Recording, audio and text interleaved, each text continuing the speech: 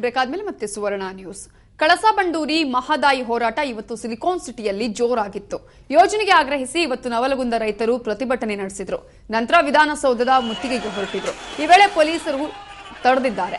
ನಂತರ ರಸ್ತೆಯಲ್ಲೇ ಕುಳಿತು ಪ್ರತಿಭಟನೆಯನ್ನ ನಡೆಸಿದ್ರಿಂದ ಟ್ರಾಫಿಕ್ ಜಾಮ್ ಉಂಟಾಯಿತು. ಬಳಿಕ ಪೊಲೀಸರು ಪ್ರತಿಭಟನಾ ನಿರತ ಮಹಿಳೆಯರು ಸೇರಿದಂತೆ ಪ್ರತಿಭಟನಾಕಾರರನ್ನ ಬಂಧಿಸಿ ಕರೆದೊಯ್ದರು.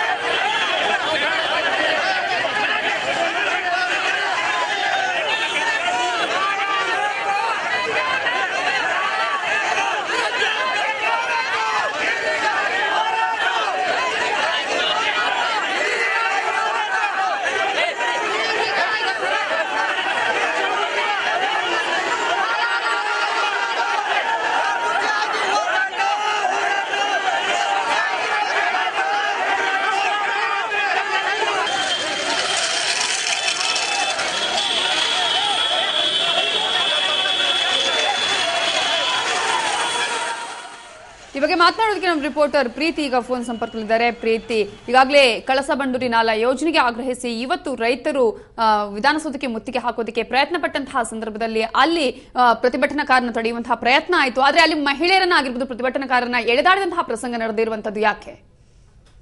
ಹೌದು ನವಿತಾ, ಏನು ಈ ಕಳಸಾ ಬಂಡೂರಿ ಯೋಜನೆ ಜಾರಿಗೆ ಸಂಬಂಧಿ ನೀರಿಗಾಗಿ ರೈತರು ಏನು ಕಾದಾಡ್ತಿದ್ದಾರೆ, ಆ ಒಂದು ಕಾದಾಟ ಇವತ್ತು ಬೆಂಗಳೂರಿಗೆ ತಲುಪಿರುವಂತದ್ದು. ಬೆಂಗಳೂರಿನಲ್ಲಿ ಮಹಾರಾಣಿ ಕಾಲೇಜ್ ಹಾಗೂ ಶ್ರೀರಾಮ್ ಪಾರ್ಕ್ ನ ಒಂದು ಏನು ರಸ್ತೆ ಇದೆ, ಆ ರಸ್ತೆಯಲ್ಲಿ ಇದ್ದಕ್ಕಿದ್ದಂತೆ ನಳಗುಂದದಿಂದ ಅಂತ ಬಂದಂತ ರೈತರು, ಮಹಿಳೆಯ ರೈತರು ಇವರೆಲ್ಲರೂ ಕೂಡ ಇದಕ್ಕಿದ್ದಂತೆ ರಸ್ತೆ ತಡೆಯನ್ನ ನಡೆಸಿದ್ರು. ಇದಕ್ಕಿದ್ದಂತೆ ವಿಧಾನಸೌಧಕ್ಕೆ ಮುತ್ತಿಗೆ ಹಾಕುವಂತ ಪ್ರಯತ್ನವನ್ನ ಮಾಡಿದ್ರು. ಇನ್ನು ಈ ನಿಟ್ಟಿನಲ್ಲಿ ಆ ರೈತರನ್ನ ಪ್ರತಿಭಟನಾಕಾರರನ್ನ ಮುತ್ತಿಗೆ ಹಾಕೋದ್ರಿಂದ ತಪ್ಪಿಸ್ಲಿಕ್ಕೆ ಪೊಲೀಸರು ಹರಸಾಹಸವನ್ನೇ ಪಡಬೇಕಾಯ್ತು.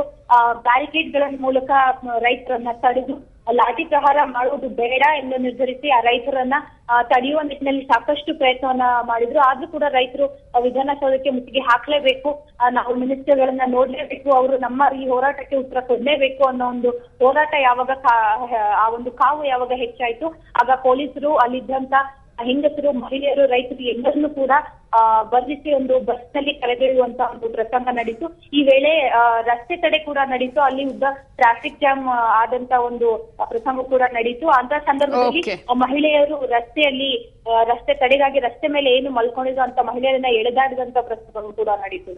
Thank you Preethi ಡೀಟೇಲ್ಸ್ಗೆ.